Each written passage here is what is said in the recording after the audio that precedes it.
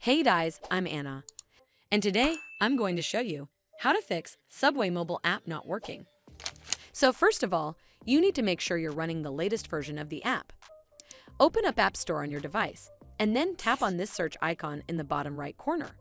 Then search for the Subway mobile app, and if you see this update button right next to the app name, simply tap on it to make sure you're running the latest version of the app. But if you still encounter this issue, then you need to clear App Cache. Go to your device settings and then scroll all the way down to General and tap on it.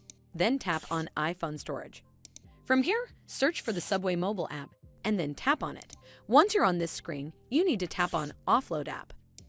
Tap again to confirm. It'll take a bit for processing, and then a Reinstall button will show up. Simply tap on it to reinstall the app. This should fix the issue, but if it doesn't, then you need to completely reinstall the app. Follow the on-screen instructions to navigate all the way to the app page.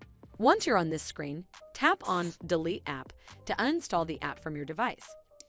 Once uninstalled, you need to open up App Store and then search for the Subway mobile app right over here in the search bar, and then click on this Get button to install it back on your device. Hopefully this will fix the issue, and if it did, then make sure you give this video a super thanks by clicking on this heart icon to help support the channel, and don't forget to hit that subscribe button. We'll see you in the next one.